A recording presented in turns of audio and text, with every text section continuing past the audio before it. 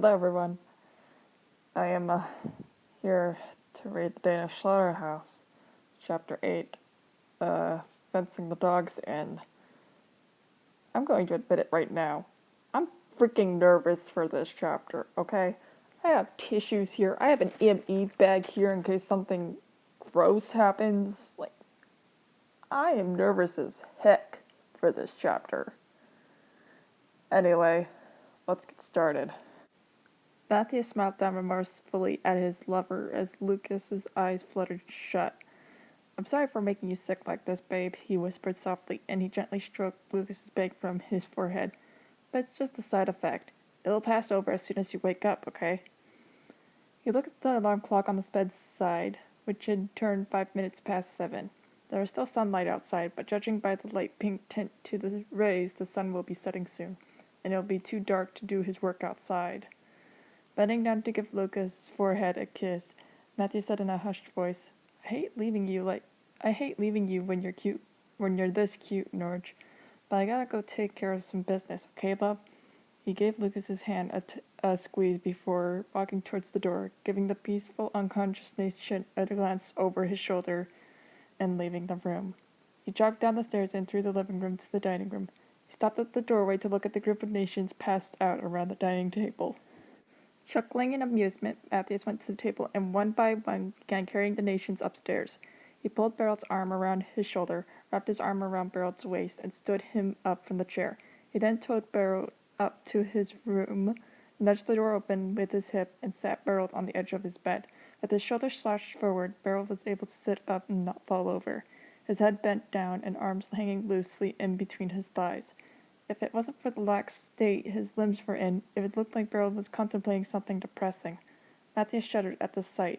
It was disturbing to him how Beryl could sit up like that yet in his unconscious condition. He gave Beryl's shoulder a push and watched as Beryl fell backwards into the mattress.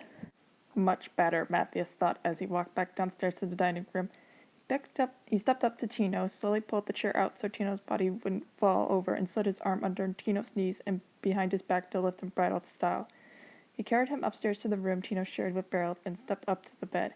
He laid Tino on the bed next to Beryl, folding him into a curling ball so that his legs wouldn't hang over the edge and cause future discomfort. He then went to their closet out their spare quilt and unfurled it over the couple and tucking it in. Matthews returned to the dining room and stood behind Emil, setting Emil's chair out from under the table. He slid his hands under Emil's shoulders, picked him up to his feet, and with great precision and speed slung Emil backwards on his shoulder so that Emil's back curved over Matthews' shoulder, making the teen's front arch upward. Matthews carried him to his room, pulled the blanket on the bed back, and flung Emil face forward onto the bed, his face buried into the pillow. Matthews then slid the blanket on top of Emil's body and turned his head to its side so that the boy's face wouldn't be smothered by the pillow. Matthews smiled at the teen. Even though Emil said those years ago that he and Lucas didn't look the same, the family similarities could be seen when they were asleep. Pouty lips that curled upwards in a good dream, eyebrows that knit together just slightly as if they were really concentrating on events happening in their sleep world, and pink that tinted their cheeks a rosy blush against their otherwise pallid faces. Matthews made his last stop in the dining room to pick up the micronation that was still sitting at the table. Just as he had with Tino, Matthews pulled Peter's chair out, picked the child up, and carried him as he took him upstairs to the pirate-themed bedroom. He dropped Peter onto the boat-like bed and removed the hat from his head. Matthews made a move to retrieve the extra blanket from that bedroom's closet, but something caught his eye. Oh, God. I'm looking at the next sort of paragraph I have to read. No. Am I seriously going to have to age restrict this video? I actually thought for a moment, maybe I won't have to. Nope. Just as with the pajamas, Peter's shirt was ruffled, exposing the creamy skin of his stomach. It made Matthew's own skin crawl and his spine tingle. Matthews licked his lips. His mouth somehow went dry and made drool at the same time. Do I have to call Chris Hansen? Do we have to pull a To Catch a Predator here? Seriously? I'm sorry, I'm trying to find some sort of humor in this. Matthew stood there, his eyes glued to that one area of flesh, his mind racing with bits and images of that night he had with the boy. Just remember, you have the Emmy bag here for a reason. Letting his urge take the best of him, Matthias bent over and placed his mouth on the skin, sucking in the flesh, letting the tip of his tongue prod at it. So delicious, he thought. As he began to nip the stomach with his teeth and slide his fingers, beneath the hem of Peter's shorts, Peter stirred and moaned in his sleep. You know, if you guys haven't already, I suggest getting a bag or something in case you have to puke. Because oh. The unexpected movement caused Matthias to instinctively reel his head back and snatch his hand away, as if already caught in the middle of the act. He stared at Peter, watching to see if he was actually awake.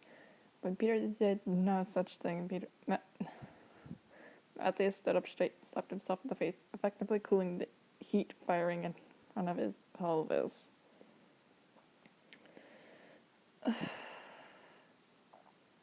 Damn it, Matthias, control yourself, Matthias mentally scolded himself. You have a job to do. This is not the time to get freaking horny. He glanced at the unconscious boy, the spot where he was toying the flesh with his teeth already bruised the light red. Work now, reward later. Almost reluctantly, Matthias moved away from the bed to get the blanket and placed it on the small body. He then left the room and closed the door, a part of him still reluctant to leave the micronation's body untouched. Oh, thank God!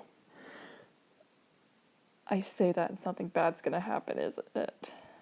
With everyone settled comfortably in their beds, Matthias took advantage of another solitary night by setting off with his next move. Happily strolling to his study, Matthias went over the next act in his head.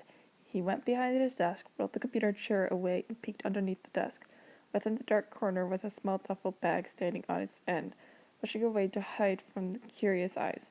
He reached for the straps, pulled it out, and slid it on his shoulder. He left the study, locked the door with his key, and speed walked through the hallway, down the stairs, and through the kitchen to leave the house through the back door.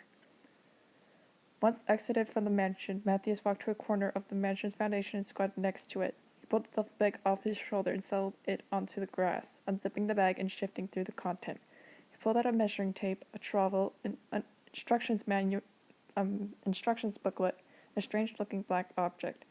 It was like a scepter with a switch on top. 4 infrared readers in the corners of bulky upper piece and sharp pointed tip at the bottom.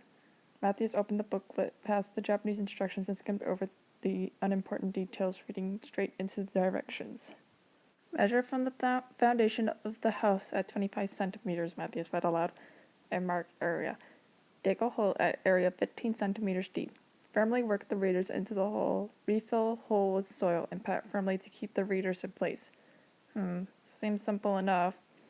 He then read more of the instructions, and a frown crested his face. Until you get to technological stuff, he began to work, following the instructions and measuring the specified length. After measuring the length, he took his small trowel, pierced it into the grass and soil, dug for a few minutes, and paused to measure how far he dug.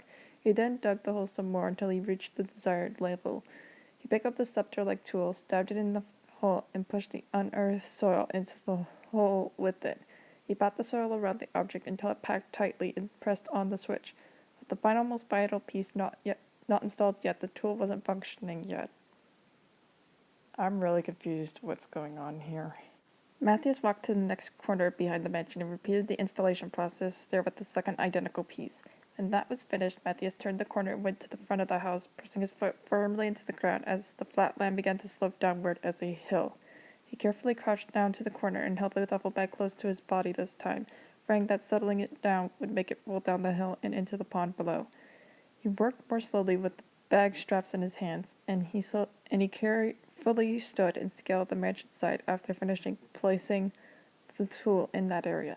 He sidestepped closely along the mansion's walls, moving to the front of the building and the other side to get to the last corner of the mansion. He carefully crouched in that corner, did the measurements, dug the needle hole, and planted the last tool into the ground.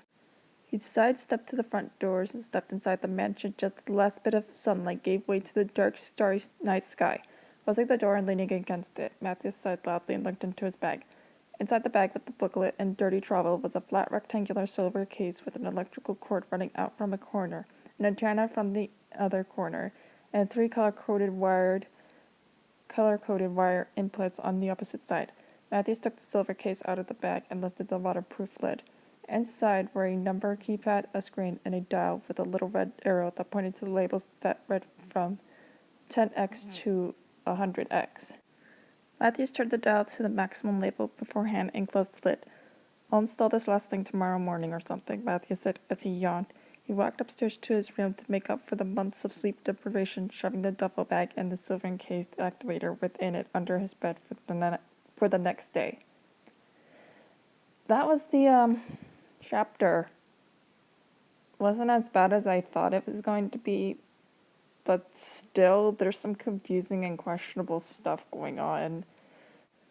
I'm looking ahead. The chapter looks really long, and I'm not exactly sure what to expect.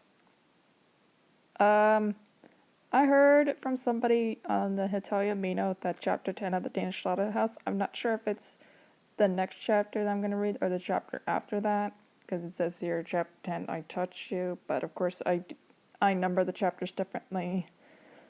I'm not sure if it's going to be this upcoming chapter or the one after that that's going to be messed up. I don't know.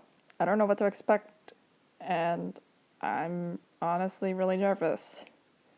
I'll see you guys next time.